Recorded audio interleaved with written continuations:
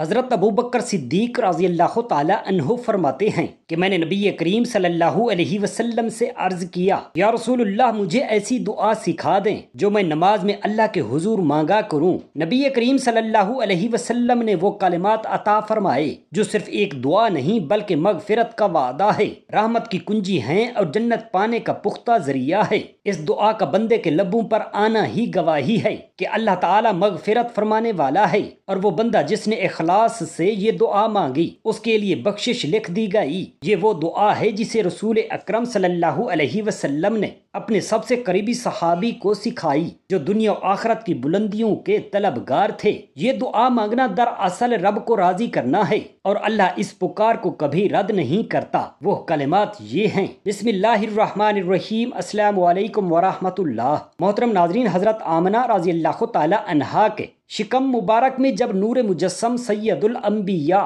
صلی اللہ علیہ وسلم تشریف لائے تو زمین و آسمان میں ایک لرزہ برپا ہو گیا۔ نہ کسی ماں کے پیٹ میں ایسا نور اترا تھا، نہ ہی کسی مخلوق کو ایسا شرف ملا تھا۔ حضرت آمنہ رضی اللہ تعالی عنہا خود فرماتی ہیں کہ جب وہ حاملہ ہوئی تو ان پر بوجھ کا ذرا سا احساس بھی نہ ہوا، بلکہ ان کے بدن میں ایک عجیب سی راحت، ایک نورانی طمانینت اور ایک روحانی سکون اتر آیا۔ انہوں نے خواب میں دیکھا کہ ایک نور ان کے اندر سے نکل کر شام کے محلات کو روشن کر رہا ہے، اور انہیں غیب سے آواز آئی کہ اے آمنہ، تم تمام جہانوں کے سردار کو جننے والی ہو۔ تمہارے بطن میں وہ ہستی ہے جس کی تمنا ہر نبی نے کی، جس کی بشارت ہر کتاب میں دی گئی، اور جس کے صدقے زمین و آسمان کو رحمت دی گئی۔ حضرت عبد المطلب کو بھی بشارتیں عطا کی گئیں۔ انہوں نے خواب میں دیکھا کہ مکہ کی سرزمین سے ایک درخت اگا ہے جس کی شاخیں آسمان تک پہنچی ہوئی ہیں، اس پر سونے کے چراغ روشن ہیں، اور اس سے ایک نور نکلا ہے جو مشرق و مغرب کو روشن کرتا جا رہا ہے۔ جب انہوں نے خواب کی تعبیر پوچھی تو کہا گیا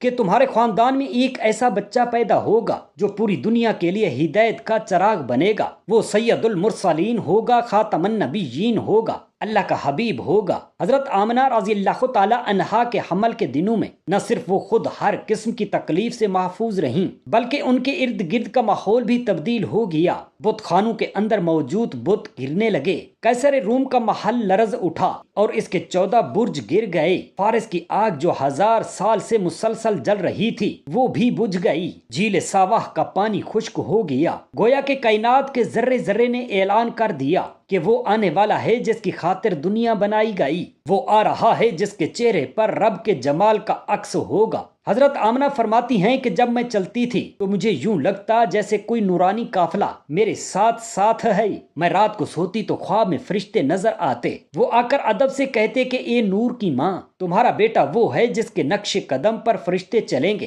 تمہارا بیٹا وہ ہے جس کی زبان سے قرآن مجید اترے گا، وہ جس کا سینہ علم و حکمت سے بھر دیا جائے گا۔ تمہارے پیٹ میں جو ہے وہ نہ معمولی انسان ہے نہ عام نبی، وہ اللہ کا محبوب، اللہ کا حبیب، رب العالمین کی رحمت بن کر آنے والا ہے۔ وقت گزرتا رہا اور جس دن رسول اللہ صلی اللہ علیہ وسلم کی ولادت قریب آئی، آسمان پر ستارے جھومنے لگے، فرشتوں نے اپنے پر بچھا دیے، جبرائیل علیہ السلام اپنی جماعت کے ساتھ زمین پر اتر آئے، اور اس رات حضرت آمنہ کے گھر کے آس پاس ایک عجیب نور چھا گیا۔ وہ فرماتی ہیں کہ میں نے دیکھا میرا کمرہ نور سے بھر گیا ہے، اور دیواریں چمکنے لگیں، اور ایک ایسی خوشبو ہر طرف پھیل گئی جو کبھی نہ محسوس کی گئی تھی۔ میں نے دیکھا کہ میرے پاس حبشہ کی عورتوں جیسے چہرے والی فرشتیاں آئیں، انہوں نے مجھے گھیر لیا۔ مجھے کہا گیا کہ نہ گھبراؤ، نہ پریشان ہو، تیرے رب نے تجھے وہ عزت دی ہے جو کسی کو نہ ملی، تو سید القونین کی ماں ہے۔ اور پھر رات کے اس آخری پہر میں جب دنیا سو رہی تھی اور آسمان کے دروازے کھول دیے گئے تھے، حضرت آمنہ رضی اللہ تعالی عنہا نے ایک ایسے نور کو جنم دیا جو نہ رویا نہ چیخا بلکہ پیدا ہوتے ہی سجدے میں گیا اور اپنی انگلی آسمان کی طرف اٹھا دی، گویا لا الہ الا اللہ کا اعلان کر رہا ہو۔ اس کی ناف کٹی ہوئی تھی، بدن پر کسی قسم کی میل نہ تھی، چہرہ یوں روشن تھا جیسے 14ویں کا چاند، اور جس جگہ آپ صلی اللہ علیہ وسلم گرے وہاں سے ایک ایسا نور نکلا جس نے شام کے محلات کو روشن کر دیا۔ حضرت عبد المطلب کو خبر دی گئی تو وہ خانہ کعبہ کی طرف دوڑے اور کہا، اے رب کعبہ، میں تجھے سجدہ کرتا ہوں۔ اس نعمت پر پھر انہوں نے بچے کو اٹھایا، بیت اللہ کے طواف پر لے گئے اور آسمان کی طرف منہ کر کے کہا، یہ میرا پوتا ہے محمد، جس کی آمد پر کعبہ مسکرا اٹھا ہے۔ میں اسے تیرے سپرد کرتا ہوں، اے رب کریم تو ہی اس کا حافظ و ناصر بن۔ اور وہی بچہ جب گود میں آتا تو حضرت آمنہ کو یوں محسوس ہوتا جیسے پورا آسمان جھک آیا ہو۔ جب وہ آنکھ کھولتا تو کمرے میں نور بکھر جاتا، جب آپ مسکراتے تو پھول مہکنے لگتے۔ جب حضرت عبد المطلب نے اپنے نورانی پوتے حضرت محمد صلی اللہ علیہ وسلم کو گود میں لیا تو ان کے دل کی دنیا ہی بدل گئی۔ انہوں نے دیکھا کہ یہ کوئی عام بچہ نہیں، یہ رب العالمین کی عطا ہے۔ اس کی پیشانی میں نور ہے، اس کی خاموشی میں وقار ہے، اس کا جسم مبارک خوشبو سے مہکتا ہے۔ ان کا دل گواہی دینے لگا کہ یہ بچہ دنیا میں کوئی عام مقصد لے کر نہیں آیا، بلکہ یہ وہی ہے جس کی بشارت حضرت ابراہیم علیہ السلام نے مانگی تھی، یہ وہی ہے جس کی دعا حضرت عیسیٰ علیہ السلام نے کی تھی، یہ وہی ہے جس کے آنے پر آسمانوں کے دروازے کھل گئے اور شیطان آسمان کی طرف پتھر مار کر بھگایا جانے لگا۔ حضرت آمنہ رضی اللہ تعالی عنہا فرماتی ہیں کہ جب میں نے اس بچے کو دودھ پلایا تو میری روح پر ایک ایسا سکون نازل ہوا، مجھے یوں محسوس ہوتا جیسے میرا دل کسی جنتی ہوا میں جھول رہا ہے۔ وہ بچہ روتا نہیں تھا، ہمیشہ مسکراتا تھا۔ اس کی آنکھوں میں ایسی گہرائی تھی جو کسی دانا بزرگ کی بھی نہ ہو، اور اس کی نظر میں ایسی حیا تھی جو پردہ نشین عورتوں کی جھجک سے بڑھ کر محسوس ہوتی تھی۔ وہ بچہ کچھ دیر کے لیے بھی مجھ سے دور ہوتا تو میرا دل گھبرا جاتا۔ میں چاہتی تھی کہ میں اس نور کو اپنی آغوش میں سمیٹ لوں، لیکن میں محسوس کرتی تھی کہ یہ نور میرے بس میں نہیں، یہ کسی اور کا ہے، یہ آسمانوں کے مالک کی امانت ہے۔ جب رضاعت کا وقت آیا تو حضرت حلیمہ سعدیہ رضی اللہ تعالی عنہا کو اللہ تعالی نے چن لیا۔ وہ کہتی ہیں کہ قحط کا زمانہ تھا، میرے پاس کچھ نہ تھا، میرا اونٹ کمزور، میری سواری تھکی ہوئی، میرا بیٹا بھوکا، لیکن جیسے ہی میں مکہ پہنچی اور حضرت آمنہ رضی اللہ تعالی عنہا سے وہ بچہ لیا، میرے وجود میں تبدیلی آنا شروع ہو گئی۔ وہی سوکھی چھاتیوں سے دودھ جاری ہو گیا، وہی کمزور گدھا سب سے آگے نکل گیا، وہی میری اونٹنیاں دودھ دینے لگیں، میرا گھر خوشحال ہو گیا، گویا کہ برکت خود میرے آنگن میں اتر آئی ہو۔ اور جب میں محمد صلی اللہ علیہ وسلم کو گود میں لیتی تو وہ نہ ہی روتا نہ شور کرتا، بلکہ یوں لگتا جیسے کسی جنتی بچے کو چھو لیا ہو۔ اس کی آنکھوں سے نور نکلتا تھا، اس کا چہرہ رات میں چراغ بن جاتا تھا۔ حضرت حلیمہ فرماتی ہیں کہ جب میں انہیں قبیلے میں لائی تو میرے ارد گرد کے گھروں میں بھی برکت آ گئی،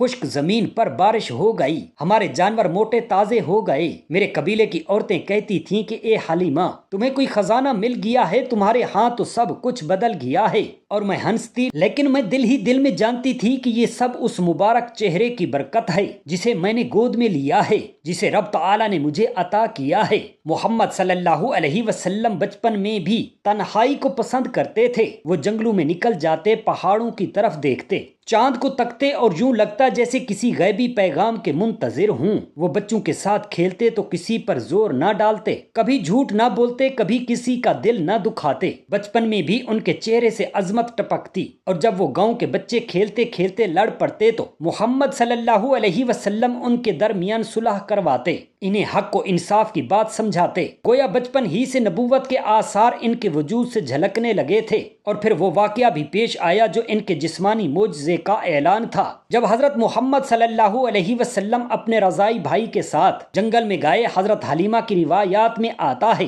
کہ اچانک وہ بچہ دوڑتا ہوا آیا اور کہا، میرے بھائی کو دو سفید پوش لوگوں نے زمین پر گرا لیا ہے۔ میں گھبرا کر پہنچی تو محمد صلی اللہ علیہ وسلم کے چہرے پر نور تھا۔ وہ خاموش تھے، لیکن ان کے چہرے پر ایک عجیب سکون تھا، اور انہوں نے صرف اتنا کہا، میرے سینے کو چاک کیا گیا، میرا دل نکالا گیا، اسے نور سے دھو کر واپس رکھا گیا، اور میں نے ایسی چیز دیکھی جو میری عقل سے باہر تھی۔ اور پھر حضرت حلیمہ نے ان کے سینے پر نشان دیکھا، وہ نشان جو شک صدر کی دلیل تھا، جو اس بات کی گواہی تھا کہ اس بچے کے دل کو صاف کیا گیا ہے، اس سے شیطان کا حصہ نکال دیا گیا، اور اس میں اللہ کی طرف سے نور، علم، صدق اور نبوت رکھی گئی ہے۔ حضرت حلیمہ کو خوف ہوا، وہ انہیں مکہ واپس لے آئیں، لیکن حضرت آمنہ نے فرمایا، مجھے معلوم ہے یہ بچہ عام نہیں، اس کا رب اس کی حفاظت خود کرتا ہے، اس کے لیے دنیا کا ہر انسان کمزور اور رب سب سے بڑا ہے۔ مجھے معلوم ہے میرا بیٹا کچھ بننے والا ہے، وہ کچھ دے کر آیا ہے، اس کی زندگی عام زندگی نہیں ہوگی۔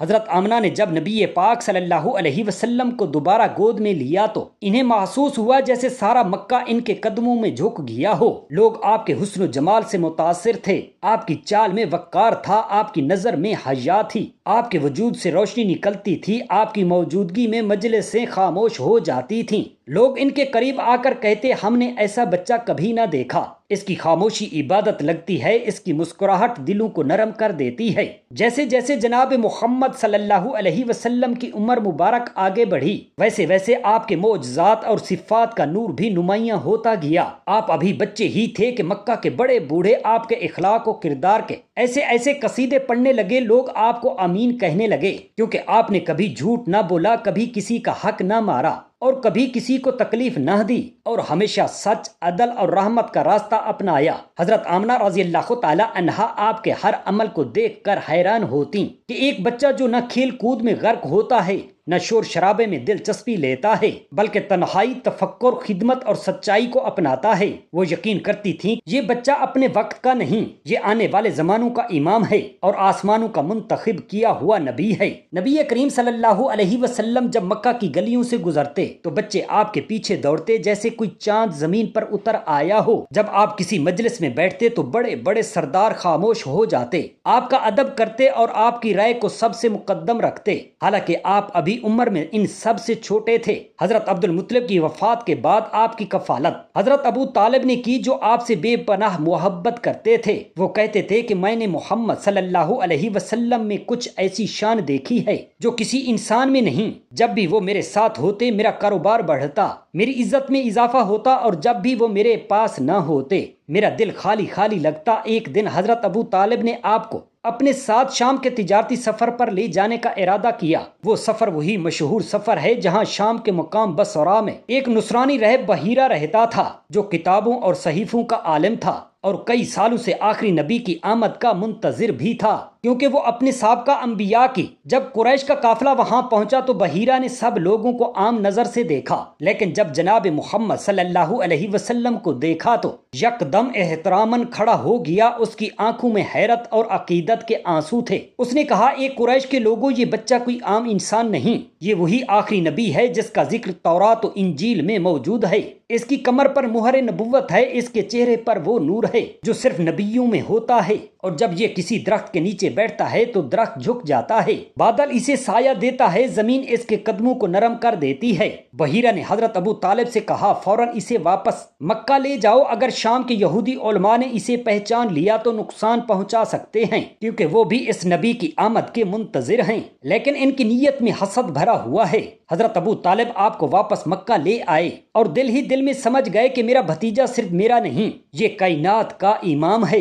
پھر جوانی کا وہ دور شروع ہوا جو ہر انسان کے لیے آزمائش کا وقت ہوتا ہے، لیکن محمد صلی اللہ علیہ وسلم کا ہر دن عزت، سچائی، عفت، دیانت اور امانت کی مثال بن کر سامنے آتا۔ وہ کبھی بتوں کے سامنے نہ جھکتے، کبھی شراب، جوا یا لہو لعاب میں شریک نہ ہوتے، بلکہ ہمیشہ تنہائی، تفکر اور اچھے اخلاق میں مصروف رہے۔ جب مکہ میں حلف الفضول کا واقعہ پیش آیا، جہاں کچھ نیک دل لوگ مظلوموں کی مدد اور انصاف کی خاطر ایک عہد پر جمع ہوئے تو محمد صلی اللہ علیہ وسلم نے بھی اس میں شرکت کی اور بعد میں فرمایا کہ اگر آج بھی مجھے ایسے کسی معاہدے میں بلایا جائے تو میں ضرور شامل ہوں گا۔ یہ وہ دور تھا جب قریش کے لوگ حضرت محمد صلی اللہ علیہ وسلم کے کردار سے بے حد متاثر ہونے لگے، یہاں تک کہ حضرت خدیجہ رضی اللہ تعالی عنہا نے آپ سے تجارتی معاہدہ کیا اور آپ کے ساتھ اپنا مال شام کے تجارتی سفر کے لیے دیا، ساتھ میں غلام میسرہ کو روانہ کیا۔ جب آپ واپس آئے تو میسرہ نے حضرت خدیجہ رضی اللہ تعالی عنہا کو بتایا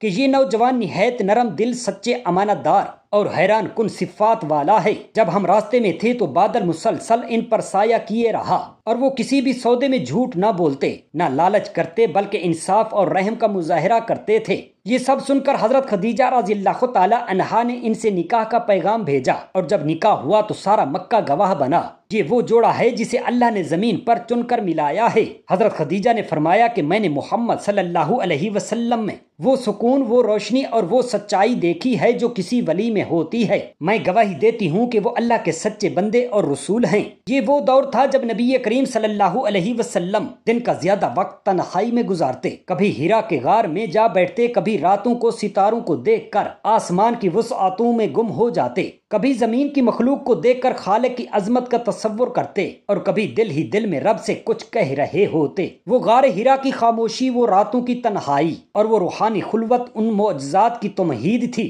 جو جلدی وحی کی شکل میں برسنے والے تھے۔ حضرت ابو بکر صدیق رضی اللہ تعالی عنہ روایت کرتے ہیں کہ ایک دن میں نے عرض کیا، یا رسول اللہ صلی اللہ علیہ وسلم، مجھے ایسی دعا سکھا دیں جو میں اپنی نماز میں اور اکیلے پن میں اللہ سے مانگا کروں۔ آپ صلی اللہ علیہ وسلم نے وہ کلمات سکھائے جن میں گناہ کا اعتراف بھی ہے، مغفرت کی التجا بھی، اور اللہ کی رحمت پر مکمل بھروسہ بھی ہے۔ پھر آپ صلی اللہ علیہ وسلم نے فرمایا، جو بندہ ان الفاظ کے ساتھ اللہ رب العالمین سے دعا کرتا ہے، اللہ تعالیٰ اس کے تمام چھوٹے بڑے پوشیدہ اور ظاہر گناہ معاف فرما دیتا ہے، اس کی بخشش و مغفرت کا فیصلہ فرما دیتا ہے، اور یہ وعدہ فرماتا ہے کہ وہ ایسے بندے کو کبھی ضائع نہیں کرے گا۔ ایسے شخص کے لیے قبر تنگ نہیں ہوتی بلکہ فراخ کر دی جاتی ہے، فرشتے رحمتوں کے ساتھ اس کا استقبال کرتے ہیں، اس کی بخشش قبر میں ہی لکھ دی جاتی ہے، میزان اس کے لیے ہلکا ہو جاتا ہے، حوض کوثر اسے نصیب ہوتا ہے، اور جنت اس کے آنے کا انتظار کرتی ہے، کیونکہ اس نے وہ الفاظ کہے جو نبی آخر الزمان صلی اللہ علیہ وسلم نے سکھائے تھے، وہ الفاظ جو دروازہ مغفرت کھولتے ہیں، جو رب کریم کے فضل کو کھینچ لاتے ہیں اور بندے کو وہ مقام دے دیتے ہیں جو دنیا کی کوئی عبادت اکیلے حاصل نہ کر پاتی۔ یہی وہ کلمات ہیں جو رسول اللہ صلی اللہ علیہ وسلم نے حضرت سیدنا ابو بکر صدیق رضی اللہ تعالی عنہ کو سکھائے۔ وہ کلمات یہ ہیں: اللہم انی ظلمت نفسی ظلما کثیرا ولا یغفر الذنوب الا انت فاغفر لی مغفرۃ من عندک وارحمنی انک انت الغفور الرحیم۔ یہ واقعہ اس وقت کا ہے جب نبی کریم صلی اللہ علیہ وسلم اپنے چند صحابہ کرام کے ہمراہ ایک وادی سے گزر رہے تھے کہ اچانک ایسی آواز سنائی دی جو عام آواز نہ تھی، وہ ایک چیخ تھی، ایک فریاد تھی، ایک ایسا درد بھرا نوحہ جس میں دل لرز اٹھے۔ اس چیخ میں ایسی بے بسی تھی، ایسا دکھ چھپا ہوا تھا کہ نبی مہربان صلی اللہ علیہ وسلم فوراً اسی سمت چل دیے جہاں سے آواز آ رہی تھی۔ آپ صلی اللہ علیہ وسلم کے قدموں میں تیزی تھی، چہرے پر سنجیدگی تھی اور دل میں وہی بے قراری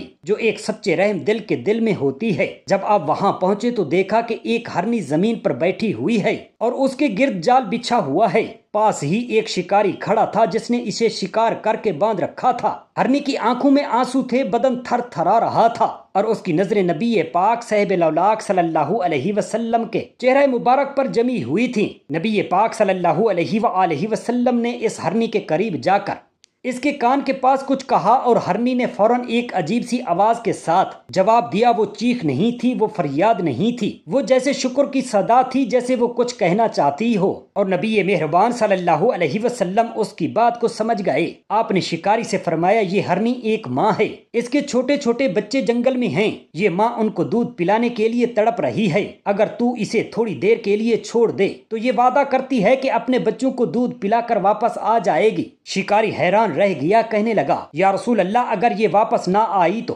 نبی کریم صلی اللہ علیہ وسلم نے فرمایا، اگر یہ واپس نہ آئی تو میری بکریاں تمہیں دے دوں گا، میں ضامن ہوں اس ہرنی کا۔ شکاری نے ادب سے عرض کیا، آپ کی ضمانت کافی ہے، میں اس ہرنی کو چھوڑ دیتا ہوں۔ ہرنی کو آزاد کیا گیا، وہ تیزی سے جنگل کی طرف بھاگی۔ صحابہ کرام رضی اللہ تعالی عنہم حیرت سے اس منظر کو دیکھ رہے تھے، ان کی نظریں اسی سمت تھیں جدھر ہرنی گئی تھی۔ تھوڑی ہی دیر گزری تھی کہ دور سے ایک دھیمی سی آہٹ سنائی دی۔ صحابہ نے دیکھا کہ وہی ہرنی واپس آ رہی ہے اور اس کے ساتھ اس کے دو ننھے منھے بچے بھی ہیں۔ ہرنی واپس اسی جگہ پہنچی جہاں سے گئی تھی اور اپنے آپ کو جال میں دوبارہ پیش کر دیا، جیسے کہہ رہی ہو، میں وعدہ نبھانے آئی ہوں۔ پھر اس نے اپنی آنکھوں سے نبی پاک صلی اللہ علیہ وسلم کی طرف دیکھا اور جیسے معذرت کرتے ہوئے کہا، یا رسول اللہ، معاف کیجئے، دیر ہو گئی، کیونکہ میرے ساتھ دو چھوٹے بچے تھے جو بھاگ نہیں سکتے تھے، میں ان کو سنبھال کر لائی ہوں۔ نبی کریم صلی اللہ علیہ وسلم کی آنکھیں نم ہو گئیں۔ آپ نے فرمایا، جاؤ، تم آزاد ہو، تمہاری وفا، تمہاری مامتا اور تمہاری